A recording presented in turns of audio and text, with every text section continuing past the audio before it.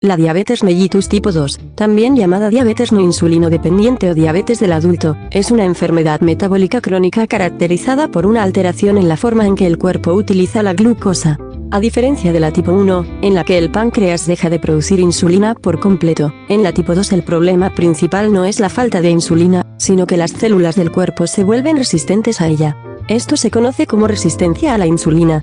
En los primeros años de la enfermedad, el páncreas intenta compensar este problema produciendo más insulina de lo normal. Sin embargo, con el tiempo, las células beta pancreáticas comienzan a agotarse y la producción de insulina disminuye gradualmente, lo que provoca un aumento sostenido de la glucosa en sangre. Esta forma de diabetes está estrechamente relacionada con factores genéticos, obesidad, sedentarismo y alimentación alta en azúcares y grasas, aunque también influye el envejecimiento y el estrés metabólico prolongado. Es la forma más común de diabetes en el mundo y puede permanecer asintomática durante años, avanzando de manera silenciosa hasta causar complicaciones serias si no se detecta a tiempo. La resistencia a la insulina ocurre cuando las células del cuerpo dejan de responder adecuadamente a la insulina, que es la hormona encargada de permitir que la glucosa entre a las células para ser usada como fuente de energía. En condiciones normales, la insulina se une a su receptor en la superficie celular, y eso activa una serie de señales dentro de la célula que permiten que los transportadores de glucosa se abran y la dejen pasar. En la resistencia a la insulina, ese proceso empieza a fallar. Las células, especialmente las del músculo, el hígado y el tejido adiposo, ya no reaccionan con la misma sensibilidad a la presencia de insulina. Para compensar, el páncreas libera más cantidad de insulina, lo que lleva a un estado llamado hiperinsulinemia compensatoria. Cuando se instaura una hiperinsulinemia compensatoria, significa que el páncreas está produciendo cantidades excesivas de insulina para intentar mantener los niveles de glucosa dentro del rango normal. Este mecanismo de compensación aparece en las primeras etapas de la resistencia a la insulina, y al principio logra mantener la glucosa bajo control. Sin embargo, este estado tiene varias consecuencias metabólicas importantes. En primer lugar, la exposición constante a niveles altos de insulina afecta a la sensibilidad de los receptores, volviéndolos todavía más resistentes, lo que crea un círculo vicioso.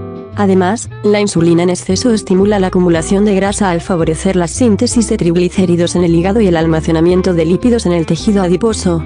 Por eso muchas personas con resistencia a la insulina presentan aumento de peso, especialmente en la zona abdominal. Con el tiempo, las células beta del páncreas se sobrecargan de trabajo. Están diseñadas para producir insulina de manera controlada, no para funcionar a máxima capacidad durante años.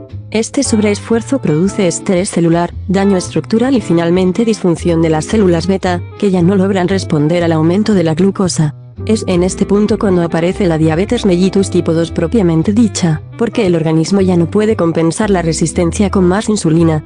Las causas exactas son multifactoriales, pero los principales mecanismos implicados incluyen exceso de grasa corporal, sobre todo en la zona abdominal, que libera ácidos grasos libres e induce inflamación a nivel celular.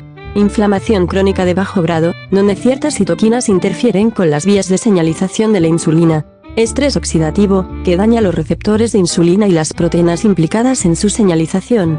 Acumulación de lípidos dentro de las células musculares y hepáticas, que altera la respuesta normal a la hormona. En conjunto, estos factores hacen que las células ignoren la orden de la insulina, como si el cuerpo estuviera gritando para que la glucosa entre, pero las puertas permanecieran cerradas.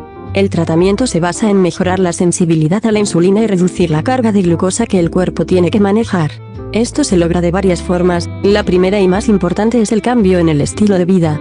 La reducción del peso corporal, especialmente de la grasa abdominal, puede restaurar parcialmente la sensibilidad a la insulina. La actividad física regular es fundamental, porque el ejercicio estimula que los músculos capten glucosa incluso sin depender de la insulina.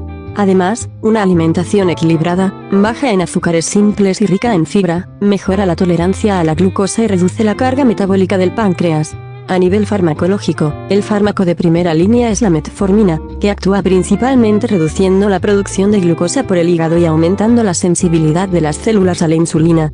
También existen otros grupos de medicamentos, como los inhibidores de la dipeptidilpeptidasa 4, los agonistas del receptor de GLP-1 o los inhibidores del cotransportador sodio-glucosa tipo 2, que ayudan a controlar la glucosa por distintas vías sin depender directamente de aumentar la cantidad de insulina. En los casos más avanzados, cuando las células beta pancreáticas ya están agotadas y la producción de insulina cae drásticamente, puede ser necesario añadir insulina exógena.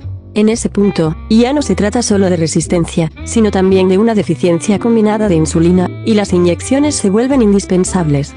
En resumen, el tratamiento de la diabetes tipo 2 no consiste únicamente en forzar más insulina, sino en hacer que el cuerpo vuelva a escucharla. Se busca restaurar la comunicación entre la hormona y las células, para que la glucosa vuelva a ser utilizada de manera normal. Y la pregunta del millón ¿es reversible? Bueno, depende del punto en el que se encuentre la enfermedad, pero en muchos casos sí, puede revertirse parcialmente o incluso entrar en remisión si se actúa a tiempo.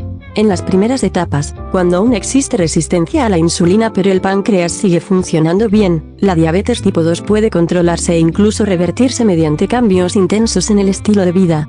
Esto ocurre porque la resistencia a la insulina no es un daño irreversible, las células pueden recuperar su sensibilidad si se reduce la grasa corporal, mejora la alimentación y aumenta la actividad física. El músculo, al activarse, empieza a captar glucosa de manera más eficiente y la inflamación celular disminuye.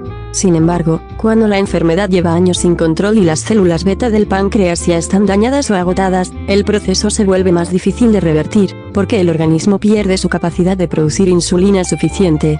En esa fase, el tratamiento ya no busca revertir, sino mantener el control metabólico y evitar complicaciones. También hay estudios que demuestran que una pérdida de peso significativa, especialmente mediante dietas hipocalóricas o cirugía bariátrica en personas con obesidad severa, puede restaurar la función pancreática y normalizar los niveles de glucosa durante años, siempre que se mantengan los cambios. En resumen, la diabetes tipo 2 sí puede revertirse en sus primeras fases, porque la resistencia a la insulina es un proceso dinámico. Pero una vez que el páncreas se agota y deja de producir suficiente insulina, ya no se puede revertir totalmente, aunque sí puede controlarse y estabilizarse con tratamiento y disciplina constante.